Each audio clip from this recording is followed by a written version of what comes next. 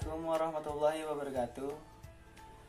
Di video kali ini saya akan menjelaskan mengenai application letter. Sebelumnya, izinkan saya memperkenalkan diri. Nama saya Muhammad Rizky Karyadi dari kelas S1 Manajemen A, Fakultas Ekonomi, Angkatan 2019, Universitas Negeri Jakarta. Oke, yang pertama kita akan membahas mengenai application letter. Application letter atau surat lamaran pekerja adalah surat dari seseorang yang berhubungan dengan ajuan untuk mengisi suatu pekerjaan sesuai dengan posisi atau lowongan yang sedang ditawarkan. Application letter adalah alat yang sangat powerful dalam upaya pencarian kerja. Application letter juga menggambarkan siapa diri kita sebenarnya, termasuk karakter, kepribadian, serta skill yang dimiliki oleh seseorang.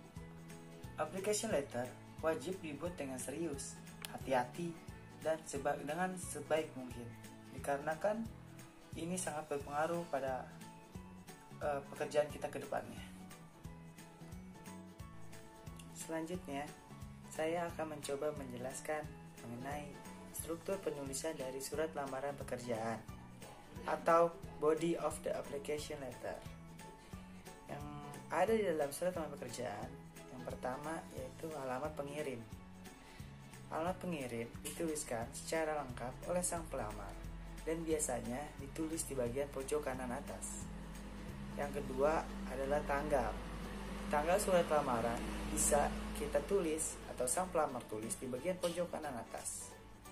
Yang ketiga yaitu penerima. Biasanya ditulis di bagian bawah sebelah kiri alamat dan tanggal. Biasanya penerima ini disertai oleh nama penerima dan alamat lengkap perusahaan yang dituju atau yang dilamar. Struktur penulisan surat lamaran pekerjaan selanjutnya yaitu salam. Salam yang dituliskan dengan cara menuliskan salam pembuka seperti Assalamualaikum warahmatullahi wabarakatuh atau selamat siang kepada ibu bapak. Dan struktur penulisan selanjutnya yaitu paragraf pertama dan paragraf kedua. Di dalam paragraf ini berisi mengenai data diri seperti nama lengkap, tempat dan tanggal lahir, alamat, nomor telepon atau handphone, email, serta pendidikan terakhir. Di bagian ini juga dijelaskan kemampuan yang kita miliki atau sang pelamar miliki, baik itu soft skill maupun hard skill.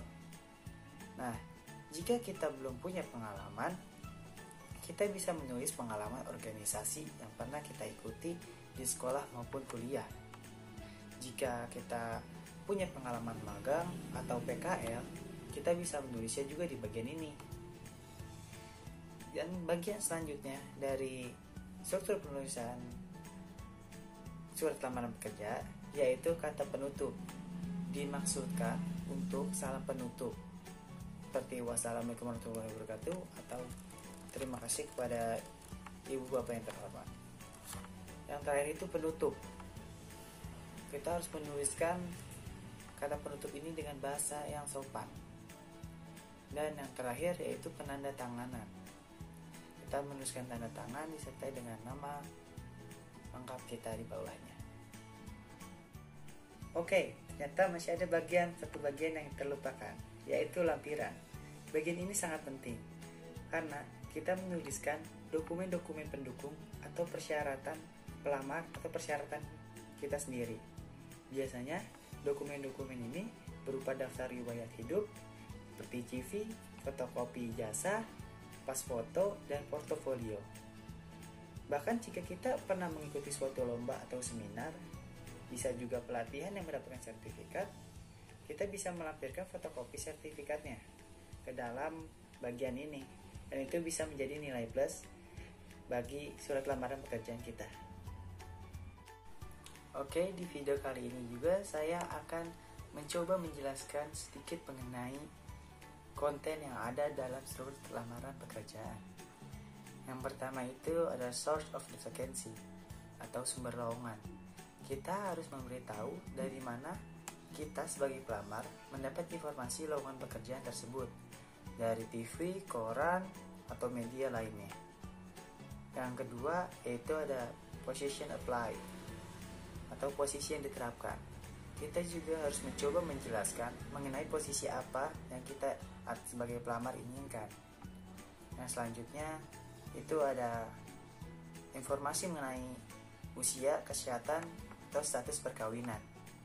Kita harus memberitahu usia atau umur kita, kesehatan kita sebagai pelamar, apakah kita mempunyai riwayat penyakit atau tidak, atau apakah kita sebagai pelamar sudah menikah atau belum. Yang selanjutnya itu ada education atau pendidikan. Kita harus menjelaskan tentang riwayat pendidikan kita sebagai pelamar dengan jelas dan urut, bisa mulai dari sekolah dasar hingga perguruan tinggi. Oke, bagian selanjutnya adalah working experience atau pengalaman kerja. Di bagian ini kita bisa menjelaskan mengenai pengalaman kerja kita di masa lalu. Apa saja yang pernah kita lakukan, apa saja yang pernah kita kerjakan, dan jabatan apa yang pernah kita jabat dalam suatu pekerjaan tertentu. Di bagian selanjutnya ada kompetensi spesial atau special competencies. Di bagian ini kita menjelaskan kompetensi spesial yang kita memang miliki, yaitu kelebihan yang kita miliki dan tidak banyak orang yang bisa memiliki kelebihan tersebut. Bagian selanjutnya yaitu referensi. Referensi itu seperti referensi surat lamaran pekerja pada umumnya. Yang bagian selanjutnya yaitu alamat kontak. Alamat kontak sang pelamar atau saya bisa mengirimkan email atau nomor handphone agar dapat dihubungi oleh pihak perusahaan apabila terdapat perekrutan di dalamnya. Dan yang terakhir adalah foto terbaru. Foto terbaru ini sangat penting dikarenakan perusahaan membutuhkan informasi secara aktual dan secara fisik mengenai diri Anda, fisik Anda. Oke, sekian materi atau penjelasan yang bisa saya sampaikan. Mohon maaf apabila ada salah kata atau sebagainya. Saya pamit undur diri.